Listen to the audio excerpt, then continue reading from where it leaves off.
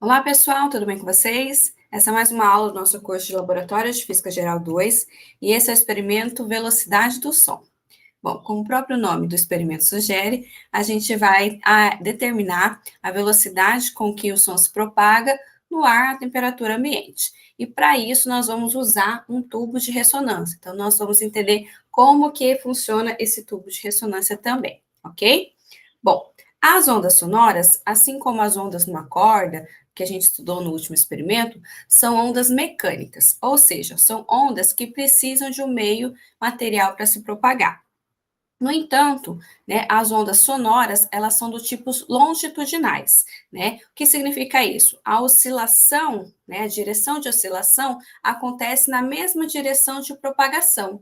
Isso é diferente do que acontecia lá com as ondas na corda. As ondas numa corda são do tipo transversais, ou seja, a oscilação acontece numa direção e a propagação de forma transversal, numa direção transversal. Tá? Então, nesse caso, nós vamos estudar as ondas sonoras, que são ondas longitudinais. E a propagação dela ocorre desse jeito que está essa figura aqui, né? Através da vibração das partículas do meio. Então, se a gente estiver, né, propagando uma onda sonora no ar, como é o que está acontecendo nesse momento, eu estou falando, e a minha voz, o som da minha voz está se propagando até chegar no microfone do computador, eu estou produzindo vibrações, né, no ar. Perfeito? Essas vibrações das partículas, né, das moléculas do ar, vai ocasionar zonas de compressão e zonas de rarefação. Ou seja, a gente tem essa vibração das moléculas que vai, então, fazer com que a onda sonora percorra, né, seja propagada ao longo do ar, perfeito? Isso acontece no ar ou também em outros meios líquidos, né, e meios sólidos também. Tá? Então, o som ele pode viajar, né, em diferentes meios. E a característica, né, com que essa propagação acontece depende das características do meio, perfeito? Hoje a gente vai estudar, né, vamos determinar a velocidade do som quando ele se propaga no ar à temperatura ambiente, perfeito? Então, obviamente, se a gente mudar a temperatura do ar, a gente vai mudar ali a densidade dessas partículas e a gente também vai ter, né, uma velocidade, uma característica diferente de propagação, perfeito? Mas isso vocês vão estudar mais para frente, ok? Bom, para estudar e determinar a velocidade do som no ar, a gente vai usar o tubo de ressonância, tá? Então, para o tubo de ressonância, nós vamos usar no experimento essa proveta aqui, que é uma proveta de 500 ml, tá? Então, na verdade, é um tubo onde a gente vai colocar aqui, né, um alto-falante, que nesse caso são fones de ouvido, e eu vou, então, usar um programa computacional, não, programa não, pode ser até de forma online. Você digita ali no Google, procura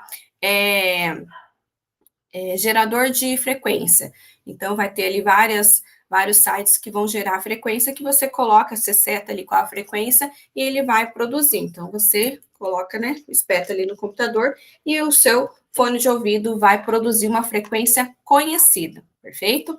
Então, uma vez que uma frequência, né, um som, viaja através desse tubo, a gente vai ter dois fenômenos acontecendo, tá? Um fenômeno de reflexão aqui no final do tubo e como o tubo, a outra extremidade vai estar aberta, a gente tem uma reflexão nesse ponto também. Essas são questões importantes. Vamos lá. Quando a onda sonora, né, ela viaja através do tubo, aqui no fundo do tubo, nós vamos alterar essa altura do tubo colocando água. Então, a gente pode fazer um tubo mais curto, um tubo mais comprido, alterando o seu fundo, simplesmente colocando água nele. Tá? Então, no momento que a onda sonora está viajando no ar e encontra a interface com a água, o que nós temos aqui? Nós temos que a onda ela vai encontrar um meio mais denso do que o ar. Então, aqui a gente vai ter que a onda ela se propaga do meio menos denso para o meio mais denso. Isso causa uma inversão de fase. Então, a onda, ela, por exemplo, está viajando nessa fase, quando ela encontra o meio, né, a água nesse caso, ela vai inverter de fase. Então, nesse ponto aqui, nós vamos ter o que a gente conhece como nó de deslocamento. Por outro lado, lá na superfície aberta, na extremidade aberta, a gente não tem essa diferença, né, de densidade, porque é ar dentro do tubo e ar fora do tubo. Então, a gente não tem inversão de fase. Então, nesse caso, nós vamos encontrar um ventre de deslocamento, ok? Nessa figura que eu estou mostrando aqui, a gente tem exatamente uma condição de ressonância, onde eu encaixo, né, os meus a minha onda de forma a produzir esse padrão, onde de um lado eu tenho o ventre e de outro lado eu tenho o nó de deslocamento, ok? Então, toda vez que eu encaixar uma onda perfeitamente dessa maneira, onde de um lado eu tenho o ventre e do outro lado, né, do lado fechado, um nó, a gente cai numa condição de ressonância, ok? Matematicamente, essa condição de ressonância para esse tubo, onde uma extremidade é fechada e a outra extremidade é aberta, a gente tem, então, que matematicamente a condição é dada por essa equação aqui, a equação 1. De forma bastante análoga aos harmônicos que nós estudamos lá nas cordas. No entanto, aqueles harmônicos, a condição é que as duas extremidades eram fixas. Aqui, nesse caso, é como se a gente tivesse uma extremidade móvel e a outra fixa, tá? Então, para entender que, por isso, a equação ela não vai ser exatamente a mesma, ok? Então, uma vez que a gente tem esse tubo de ressonância, toda vez, como eu disse, que a gente tiver, né, aqui na superfície um ventre de deslocamento e na extremidade inferior aqui com a água um nó de deslocamento, a gente cai na condição de ressonância. Então, a condição de ressonância eu posso ter aqui, onde eu tenho 1/4 aqui de comprimento de onda, eu posso ter aqui o tubo 3/4 de comprimento de onda, 5/4 de comprimento de onda e assim por diante. Então, a gente sempre vai ter aqui um número, né? 2Ns menos 1 de quarto de comprimento de onda. Então, toda vez que eu tiver um tubo, né, para uma frequência conhecida, fixa, e essa condição for atendida, a gente vai ter a ressonância, perfeito? Mas o que vai ser a ressonância, né? Como que eu vou perceber a ressonância? A ressonância de ondas, ela sempre vai ampliar sempre vai causar um aumento da amplitude dessa onda. No caso de uma onda sonora, o aumento da amplitude significa que eu estou aumentando o volume, né? Eu vou perceber o aumento do volume dessa onda.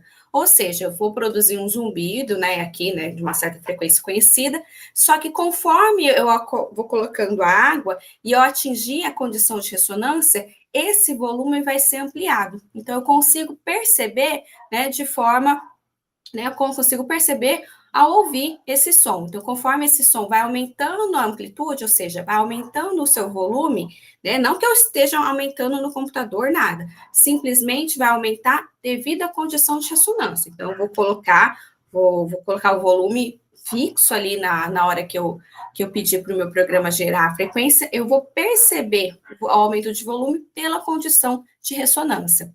Então, o que nós vamos fazer na prática? Nós vamos pegar um tubo, né? Nossa proveta aqui de 500 ml, vou produzir uma frequência que eu conheço. Então, vou setar ali no meu programa uma certa frequência. Uma vez que você tem uma certa frequência, eu vou preenchendo com água aqui o meu tubo. Então, toda vez que o aumento de volume, né, a amplitude for aumentada, eu sei que aconteceu uma ressonância. Então, eu venho aqui e marco no meu tubo. Então, por exemplo, aqui é uma situação, ó, venho aqui, marco meu tubo. Vou preenchendo de água, eu vou perceber o volume diminuindo, conforme estiver aproximando novamente da condição de ressonância, a amplitude vai ser aumentada. Eu venho aqui, percebo isso de forma auditiva, marco de novo. E assim por diante, marco de novo, marco de novo.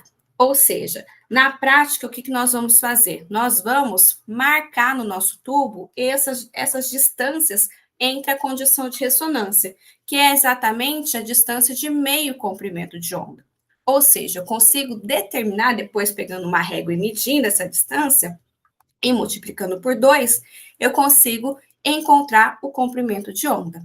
Perfeito? Então, qual que é a ideia? Eu tenho a frequência porque fui eu que escolhi, né? Eu que coloquei lá no programa qual frequência que eu quero usar.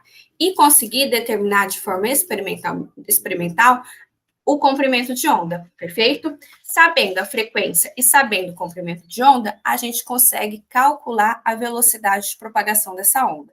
Gente, essa velocidade aqui dada pela equação 2 ela funciona para qualquer onda, tá? Pode até ser ondas eletromagnéticas. Sempre a velocidade de propagação é definida, né? A velocidade de propagação de uma onda é definida pelo seu comprimento de onda vezes a sua frequência. Ou seja, se eu sei esse valor aqui, porque fui eu que escolhi, né, na hora de começar o experimento, e determinei experimentalmente essa grandeza aqui, o comprimento de onda, multiplicando um pelo outro, eu encontro, então, a velocidade de propagação. Perfeito? Como eu comentei, a gente vai fazer isso, né, na temperatura ambiente. Então, obviamente, a gente tem, né, ali, se o dia estiver mais quente, mais frio, a gente pode ter variação nessa velocidade, perfeito? Mas lá na atividade, a gente vou mostrar para vocês uma equação que relaciona, né, a velocidade com a temperatura, a velocidade de propagação do som no ar com a sua temperatura. E vocês vão encontrar ali uma relação com o que vocês determinaram experimentalmente e verificar se foi bem acertado, né, ou não, perfeito? Bom, então vamos para o experimento, né? Então a gente vai aqui utilizar essa proveta de 500 ml, um recipiente, né, para despejar água, a água que a gente vai usar então como alterador ali da altura do tubo, né? Fita métrica, trena, ou no caso eu usei uma régua mesmo, tá? O gerador de frequência vai ser um programa online mesmo. Gerador de frequência, vocês podem pesquisar, né, no Google ali, vai achar várias opções, ok? E fone de ouvido, que vai ser o nosso alto-falante aqui, que é onde vai produzir a nossa onda sonora, perfeito? Bom, eu vou soltar o vídeo que foi gravado, e enquanto eu demonstrar o vídeo, eu vou ficar em total silêncio, ok? E eu quero que vocês percebam o zumbido, né? Que ele vai chegar num momento, foi exatamente essa execução aqui. Quando estiver chegando mais ou menos aqui no meio, né? Onde está a marcação, vocês vão perceber um aumento do volume, ok? Então, eu vou soltar e eu vou ficar em silêncio para vocês perceberem essa diferença na altura ali do som, na amplitude do som.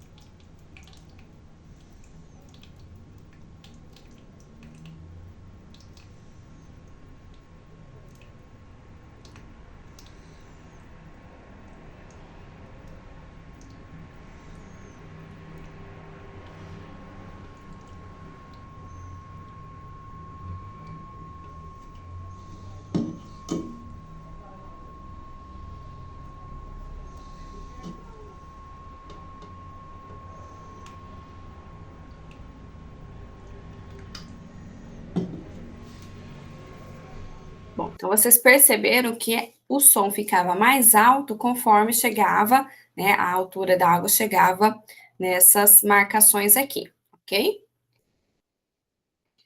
Bom, então esse experimento ele foi conduzido, né, para 3 frequências diferentes, né, obviamente, se a gente aumenta a frequência, a gente diminui o comprimento de onda. Então, aqui a gente conseguia, com a frequência maior, a gente conseguia mais marcações. Então, a gente fazia a média aqui do comprimento de onda, né, em centímetros, e depois passava a gente passa para metro, para encontrar, então, a velocidade em metros por segundo, ok?